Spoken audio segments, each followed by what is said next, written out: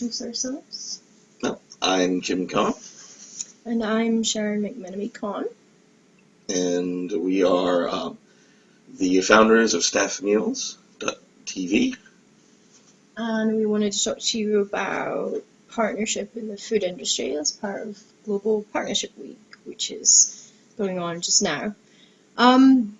We are producing a show called Truck to Table, which we want to include in this discussion as a way for you to understand how partnerships or how working across the industry can help people develop and help provide great food for a city.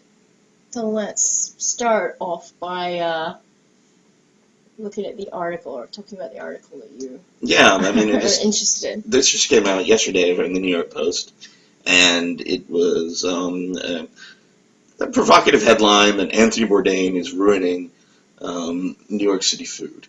And, Anthony Bourdain, very popular guy, on TV exposure, wrote a great book about what it's like to be a chef, and a New York Times bestseller. Yes, and has traveled the world now, experiencing all different kinds of cuisines, and trying to promote, different, food across all borders, all, countries. Right. It's an adventure, like a food adventure. Exactly. Goes into people's homes and into jungles and tries, buried animals, tequila and things like that. Yeah, the buried animal was the worst for him, I think. Yeah. Some of the stuff seems a bit gross, but yeah. Cooked in ashes and dirt. Yummy. But he has been basically just lobbying for more licenses for food carts in New York. Right. Which I think is a good thing. But the journalist who wrote this article thinks that will ruin our city. Yeah, and his arguments were, I don't want to go through smelly things. I don't want to, be inconvenienced when people are on the line for these food carts on the sidewalk. Right. I just think that, food would be a lot better if you just took your paper sack lunch from home. Really? Yeah. We all have a bag lunch. Isn't one of the greatest things about working in the city being able to go for lunch? I think so. Get lunch delivered, have food, have all this variety. Well, he also said it was funny to watch Wall Streeters line up for $5 meals, but I mean, if it's the best food around, why does it matter if it's $5 or $100? I mean, yeah, I think that Wall Street would be happy to have a $5 meal. I'm happy when I'm on Wall Street to get something cheap. So, I mean, that for me thought about partnership and what we're talking about global partnership and how, this is an exclusionary article. Right. Against partnership, against, against globalization, really. Right. And saying, you can't have a food, there's too many food trucks. I mean, a lot of these cuisines that we would never have heard of before. Right. If we hadn't, first, the people hadn't first been able to have a very, not necessarily cheap, but less expensive way to start selling in the city. Exactly. I mean, it's an easy way for people who come from other countries to build a life for themselves here. A lot of people have come in, and there's Ethiopian carts, there's, French, the cuisine, the cronut. I mean, not everyone can get a position as a sous chef in a fantastic restaurant like Daniel and then go on to become, own their own great bakery. Some people are going to do more of the halal guys, right? Yeah. That cuisine is not going to become high-end, and it's not going to become a dining experience, but they've made a brilliant business out of it, and so obviously that's the kind of entrepreneurship and enjoyment that we want. That's a partnership between your city and the people who live there. Providing food for a city is a big deal. We want to eat. If you look at the place near us, it's called Hello Berlin, and it's a whole restaurant that became was the incubation of it was a food cart, which is what our show is all about, really, in some ways, about how take a food cart and make it bigger, but also take a restaurant and see if they can Right. on the street. But I mean, Hello Berlin, the guy was famous for being all around the city, Hmm. just doing kind of bratwurst and other kinds of Mm. German sausage and Right. with sauerkraut, and just became very popular. And now there's an entire restaurant. Right. And it's very, very nice. Nice beer garden in the back. Yep. And, gives you access to different style of cuisine, gives us a way to enjoy the city and have like kind of like little sort of secret places in cities, where there's a back garden or an alleyway or something like that. I always find that to be a perfect thing for locals, everybody can see the tables on the street, but not everybody knows where the gardens are and stuff like that. So it's something that people who create the city or the environment that you live in, that they can really create great lifestyles for people. So how would you define global partnership? I mean, I would define it as anything that goes into creating anything. So for me, looking at, there's the ideas of sustainability in farming around the world, sustainability in farming here. I mean, there's a lot of people interested in the supply chain. So I would say that anything that's supplied across boundaries, across borders, ideas, people, and certainly food is in some way a global partnership. We're all looking at different things, and big or small, almost all of these categories impact you. If you talk to people who come into new countries, then one of the main things about that is that the tastes are very, very different, and it's hard to get the same taste from one place to another. In fact, it's almost impossible. If you've ever tried to cook something from one country in another country, you will have had this experience of failure where you're just like, so depressing. So sometimes it requires you to import. A lot of people import, especially things like flour. French flour is very different than other types of American breads. So that was something that people would want to import. People want it here. Once people try it, we could be a New Yorker who thinks French bread is the most fantastic thing on the planet, and you search it out and find it. And these kind of things make it a global partnership. They're maybe driven by the marketplace, but they're also managed by people who live and work in your city, and that's something that's important for you to understand. And food is truly something that we want to travel, and we make travel, and we worry about it traveling as well, right? Yeah, I mean, just think about how meals used to be on planes versus how Oh. they are now, and then people used to take their own meals, and now they can't. And Yeah, and some airplanes you have to pay for it, and yeah, it's really, really awful. So I don't know why. yeah, no, Like, but what, really? but I mean, I just think about just as what you're saying about what is global partnership and everything that goes into it through the supply chain. And then I was also thinking about the other kind of experience you have of being the consumer of it, because New York is probably a prime example. Right. Yesterday we went to an Australian pub Mm-hmm. to watch rugby, Yeah. and then we went to a Korean restaurant just down the street Right. and had an amazing meal, and talked Yeah.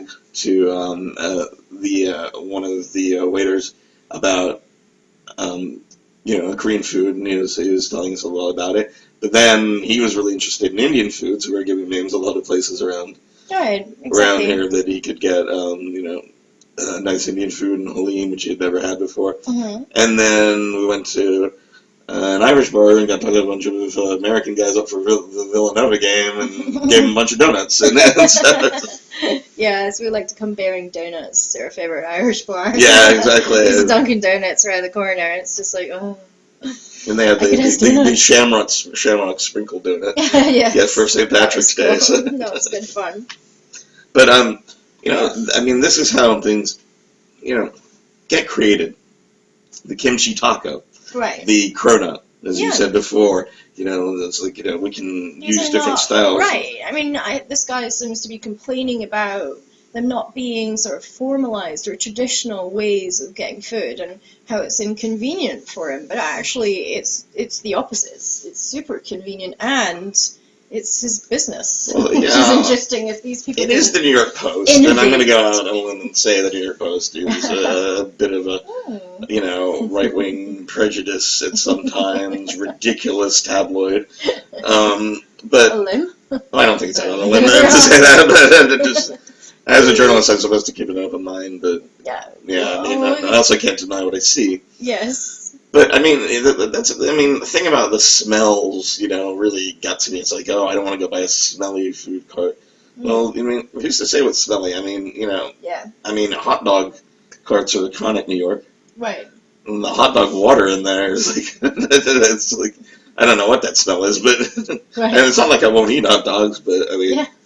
still, you've got to admit that all kinds of cuisines are going to have things, and yeah, and just it's already mixing. I mean, we had at a Korean restaurant, we had a spicy tuna, which is Japanese, Mm-hmm. pizza, Right. Italian, on a roti, which is Indian, Right. Exactly. with with guacamole, which was Mexican. And it's that kind of thing that, maybe you have to walk around the line, but it's so innovative, so creative, and I think it actually makes your city much more vibrant. When there's actual people on the street, New Yorkers going out for lunch, and you should see that as a sign of the vibrancy of the city, the sign of the economic kind of machine at work.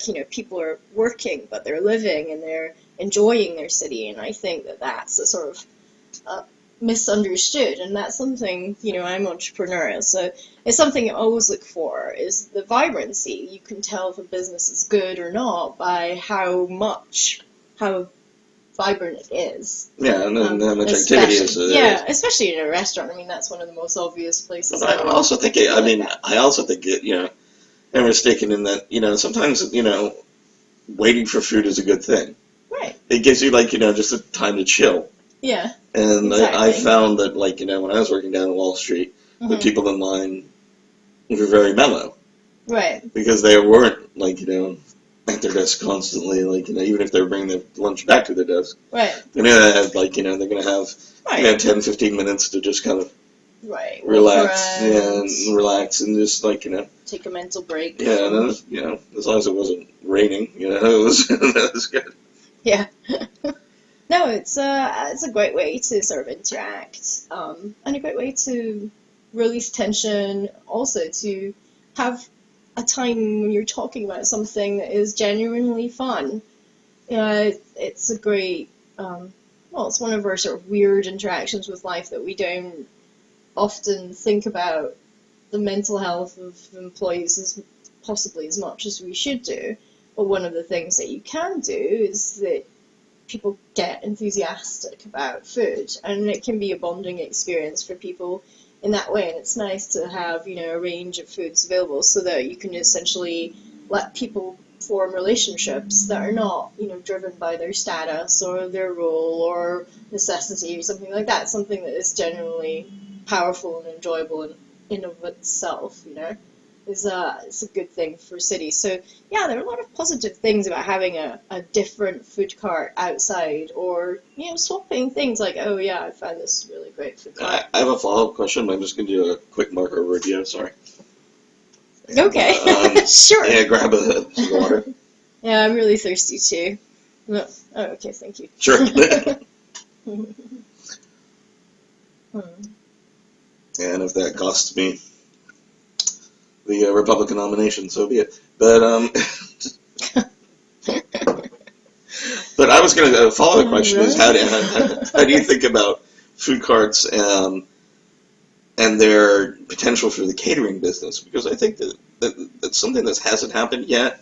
Like when I was working in offices, it was always kind of delis or pizza places or things like that. Mm-hmm. So there are a few things that are kind of food truck organizations out there. They're obviously lobbying for more licenses for street vendors because it is limited for obvious reasons, or the reasons that this guy in the Post is saying, you can't have one on every block and every corner and stuff like that, because then we're worried about movement in the city. It's not become an accessibility issue in the way that he's describing it, annoying him already.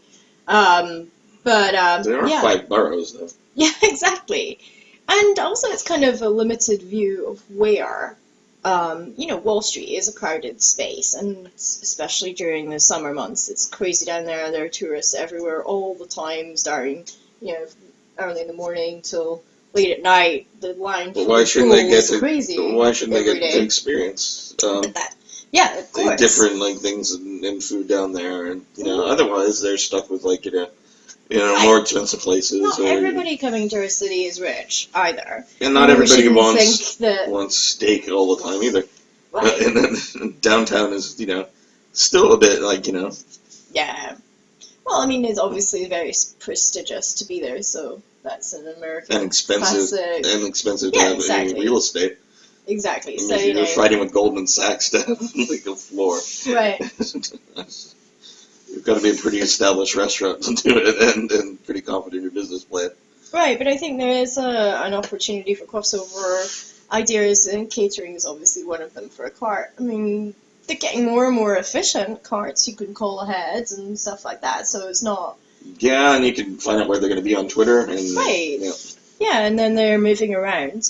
And one of the other great things I think that is not yet really discussed is that healthy food is hard to come by in certain areas. I mean, we were talking about the city and how it's great. You can go do, Australian, Korean, and Irish in the same day. That's on our way home. But there are plenty of places close by where the accessibility for food and for healthy food or for a variety of food just isn't there. I mean, I was surprised. Food I mean, I was deserts, right? the Korean place that we went to was on 37th Street, and I was walking by, and I was just stunned by the amount of new restaurants that were on there. That's one that caught my eye, but there were also plenty of healthy lunch places, Right. one after the other. Mm-hmm. And I used to work there about 10 years ago, Mm-hmm. and I'd go down, and there was nothing. Everyone would go to McDonald's. Right. Yeah, it was a bit of a food desert, wasn't it, down there? There was a Burger Exactly, King, there was a right. McDonald's, and that was kind of it. And then Right. and then delis where you could Mm-hmm. try and be healthy, but then you get the salad bar or something like that. But Right. but I mean, that's really become a big thing, and Right. and that's what people are obviously there's a demand for it. Yeah, clearly people love to go and get a cheap lunch and be outside a little bit at lunchtime is also a good idea. But the mobility issue, I mean, it's great to have something move around your city in that way. Somebody can go and deliver to an under-delivered area, which can mean that people can get access to great taste and feel that their lives are being included in some of the things that maybe the city naturally creates but doesn't export to the local areas, which is something that food is easily accessible. And if you have a food truck, then obviously you could go and park it somewhere, and we can make our city more inclusive in that way with food and stop this kind of food desert and the consequences of The food prejudice almost, I think. And Yeah. I think that article kind of was food prejudiced right. for some reason, and I think it's like, oh, we don't want to be like this third world country where there's street vendors all over the place. Well, that's really sure are you that you want to limit your choices to Right. this or that sandwich? Speaking of healthy food, have you seen the ad for the kale cleaning spray? No. Yeah, it was on the subway. I couldn't tell if it was a joke or not. But there was basically kale and a mop on the floor, and it seemed serious. But it also had a little Snapchat thing, so I thought it might have been like somebody promoting something to Right. it. But that maybe I would say might be too far, but Everything smells of kale. Yeah. Yeah, I don't know. Lemon, yeah. Peppermint, yeah. Kale, maybe not. Yeah, I mean, I think it's a great thing for us to sort of see the boundaries of our crazes and our trends and things like that. So it's something that I think is a very positive thing. I know that Anthony Bourdain is trying to set up kind of a hawker stall. Yeah, down experience. on one of the piers on the Hudson. Right, and I think that's great. I mean, the regeneration of the city, the park there is gorgeous, and use of that space for locals and tourists It's alike. going to be totally packed up. It's gonna be, yeah, it's Yeah, gonna be it's going to crazy. be a madhouse. It's like, it's like, people are going to hear as soon as it opens, and they're going to, like, oh, yeah, I can't wait to eat like everybody does in Singapore and stuff like that, which is a great experience. It's really fun. It's fun. It's so much choice. You get, it's cheap, Right. it's easy, and then you kind of, you grab your food and your beer, and then just move on. Right. And then, but then, I wonder how it's going to be, because in Singapore it's the same temperature pretty much every day. Right. And I don't know, the hawker stall when it's snowing is going to be... Yeah, definitely difficult to predict how that's going to go, if it's going to be your seasonal kind of experience where, for summer everything's salads, winter everything's stews.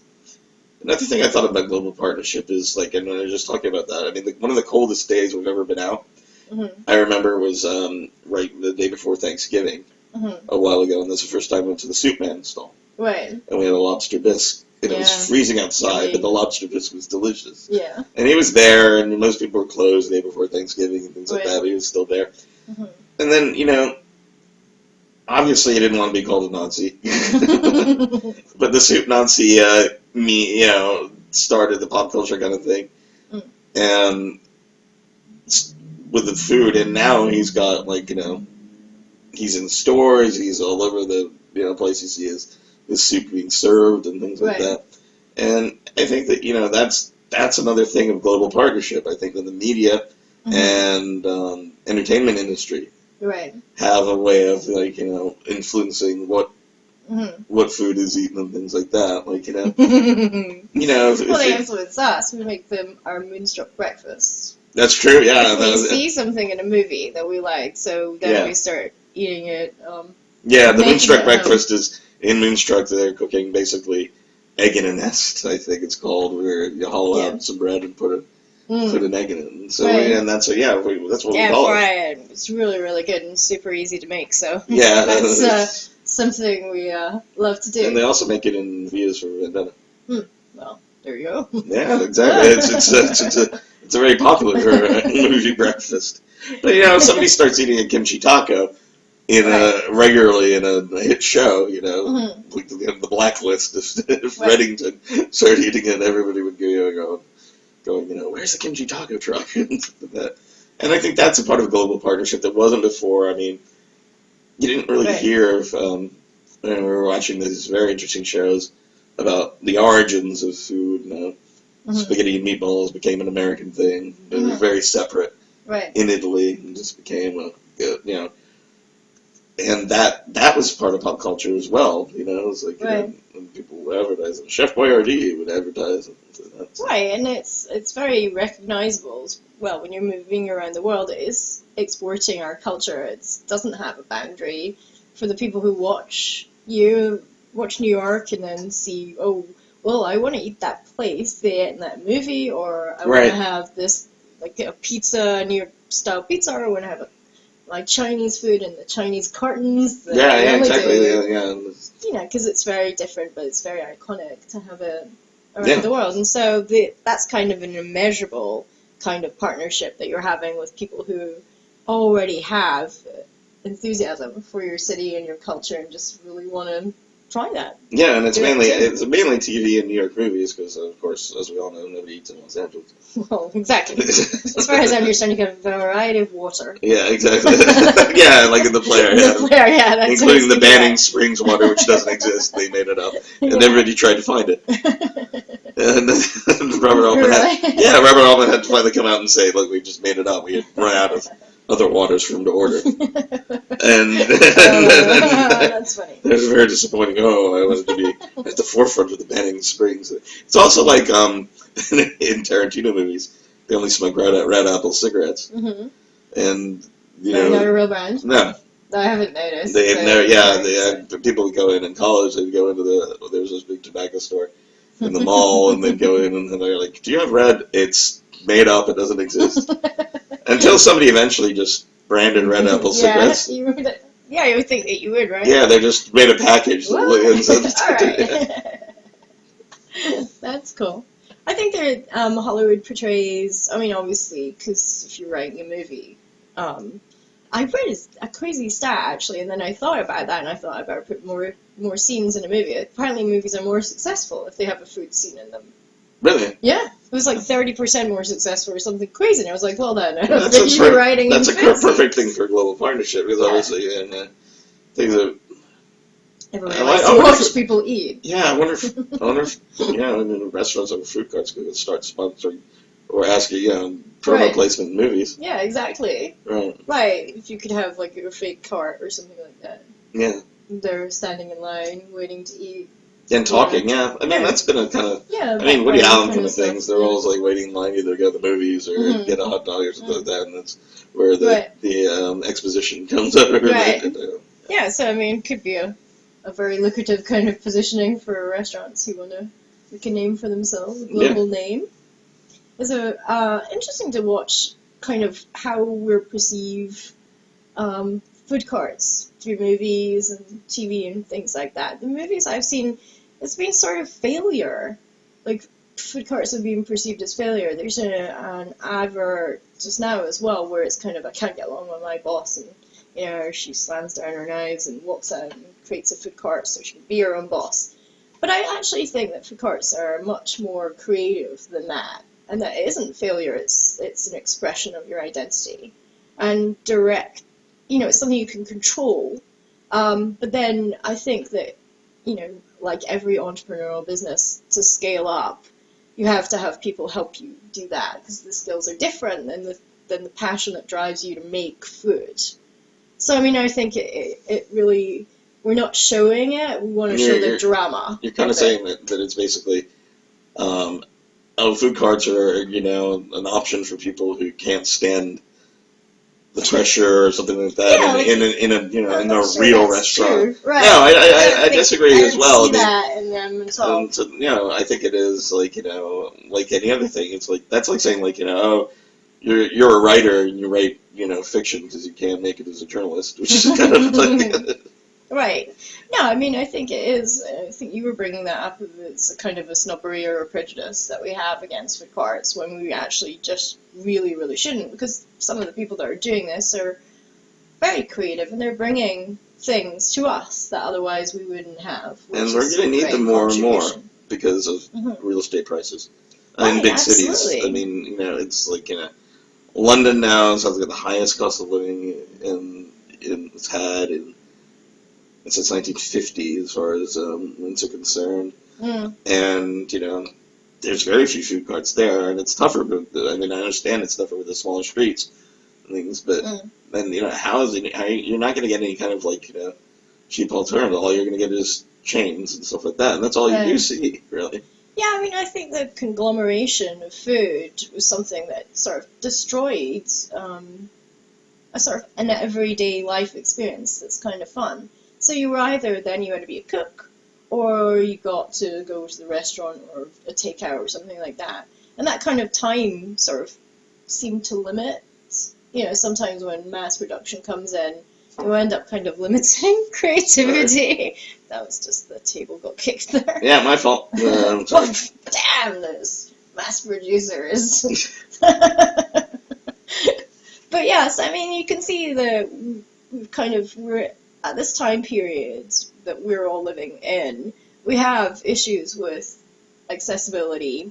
We've got enormous cities, so we have cosmopolitan living. But we also have a dichotomy between the kind of destruction of our rural way of life and destruction of small-scale farming.